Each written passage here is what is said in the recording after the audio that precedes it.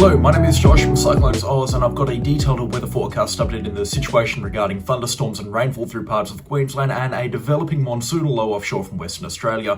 All the details on all of that, plus more coming up in today's weather forecast update, but let's get stuck straight into things with the situation with rainfall across south central Queensland, moving in towards the central Queensland coastline. There's a little bit of rainfall around today in the wake of thunderstorm activity that we saw yesterday. None of it is overly heavy. In fact, rainfall accumulations have all been under 10 millimetres throughout today so far since 9 a.m. And we're not expecting big time rainfall accumulations either. This rainfall is really on the lighter side, but it is nice and it's good to see that some locations that have been missing out on rainfall in the last couple of months are finally seeing some. And I would generally be expecting, whilst this rainfall is now beginning to ease off a little bit and it is sliding a little bit further towards the north, we'll be seeing a further 5 or so millimetres for a few locations, including Gympie along the inland parts of the Sunshine Coast into the South Burnett, and then right inland, right out towards Mount Isa and Huonda. But the rainfall out there is now really beginning to ease off as this cloud begins to dissipate.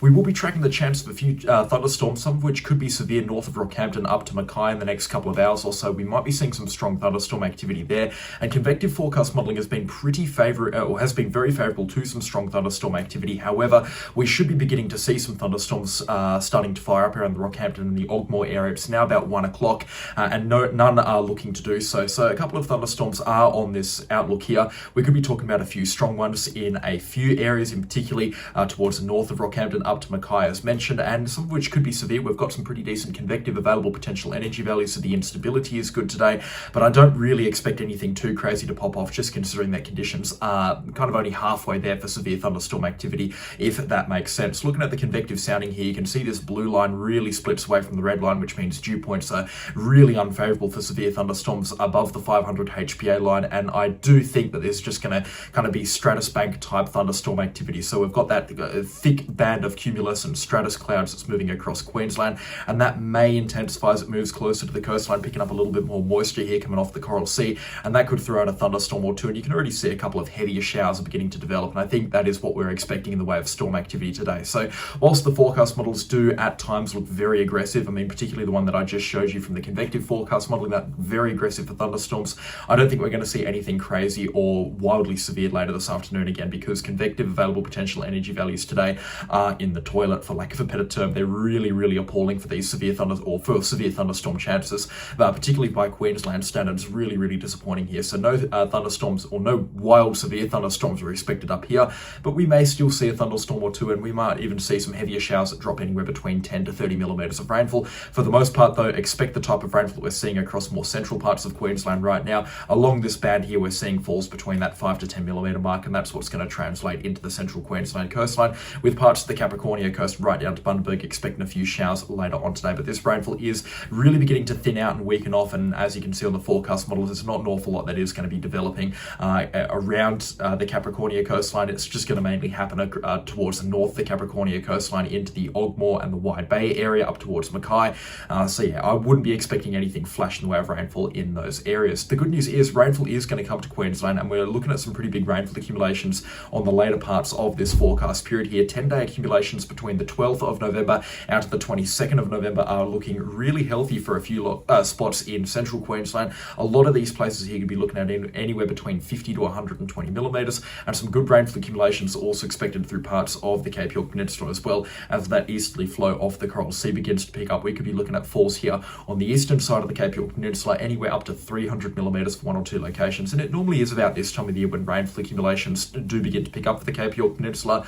It's not translating too far south. I mean, Cairns and Townsville are looking relatively normal, I guess, for this time of the year. We're not looking at anything wild in the way of significant rainfall accumulations for either location, and you can see the shorter range forecast modelling here from both the GFS and the Axis is not calling for too much rainfall. So the bulk of this is going to occur around the 20th of November or thereafter. But yeah, for Cairns or Townsville, maybe 50 millimetres at the most in the next 14 days. There may be some higher accumulations along parts of the Cassowary Coast and into the Daintree Rainforest. Falls there could approach 150 millimetres.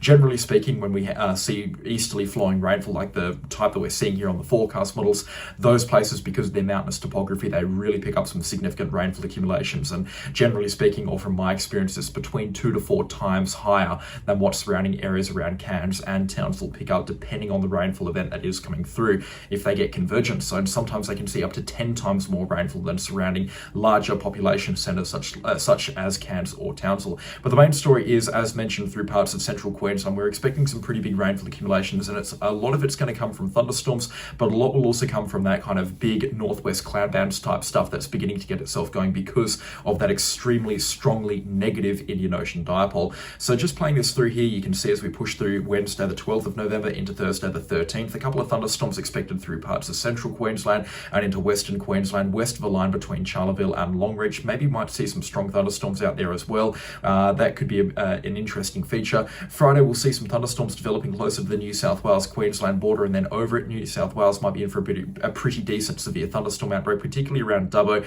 and inland from the mid-north coast and the Hunter region. We may see some good thunderstorms here, but also some strong severe thunderstorm activity is possible into central western Queensland. So Charleville, Augathella, Tambo, Rolleston, those locations could all be in the firing line for some potentially severe thunderstorms on Friday the 14th. Nothing in the way of thunderstorms for Brisbane or the Gold Coast just yet. You can see as we push things out to the 15th, we do begin to see these thunderstorm chances increase into southeast Queensland on the 15th. Between major forecast models, though, there are some pretty big discrepancies between what is expected. You can see the GFS and the ECMWF about 500 kilometres apart in terms of where the main thunderstorm activity is, with the GFS calling for it to be all inland and the ECMWF calling for a bit more of a spread across towards southeast Queensland. So we're going to have to give it another couple of days and see what the forecast models kind of iron out here before we can start making rock solid calls into what we're expecting severe thunderstorm wise.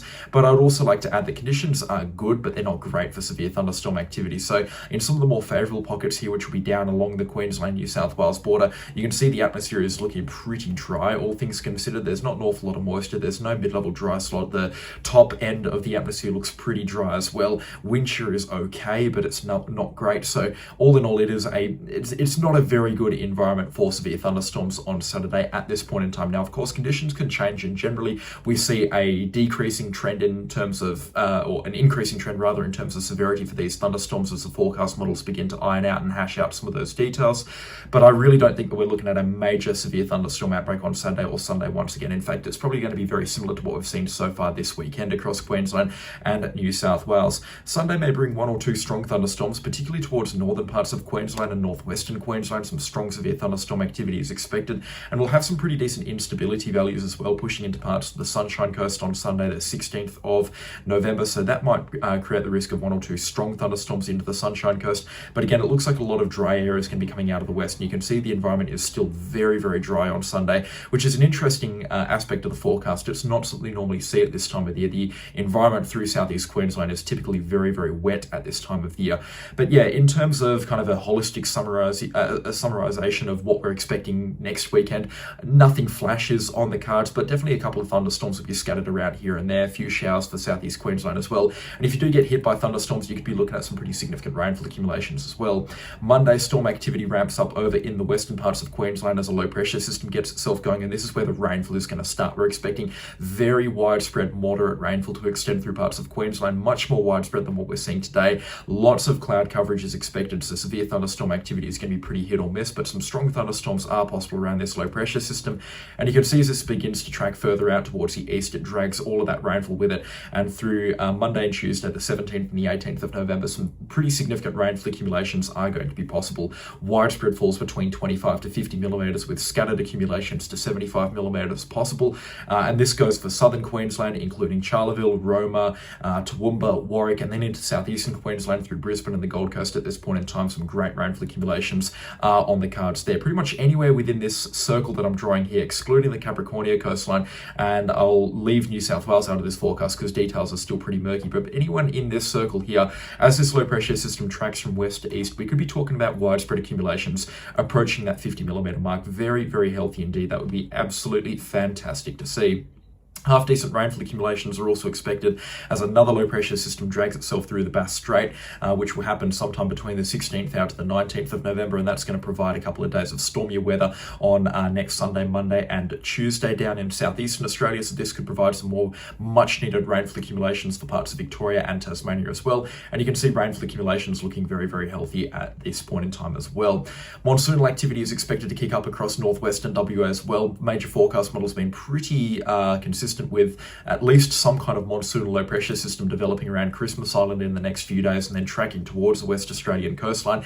We're not expecting a tropical low or even a tropical cyclone to develop out of this. The chances of that are very, very minimal, but it is going to enhance that rainfall going forward from about the 13th of November for parts of the Kimberley region, but specifically between the 14th, the 15th, the 16th and the 17th of November, and then out to about the 18th and the 19th, rainfall does begin to appear to ease off a little bit, but lots and lots of rainfall, lots of thunderstorm activity is expected through parts of the northern Kimberley region. That will carry over into parts of the Pilbara region, the North Interior, and then also over in towards the Northern Territory. But plenty of rainfall is expected in this area here as that low pressure system draws towards the West Australian coastline, and we'll be talking about widespread rainfall accumulations between 80 to 150 millimetres through the Kimberley region. This will also include Darwin in the top end of the Northern Territory, and some scattered rainfall accumulations thrown in parts of the northwestern Kimberley coastline, where you could be looking at anywhere up to about 200 or 250 millimetres.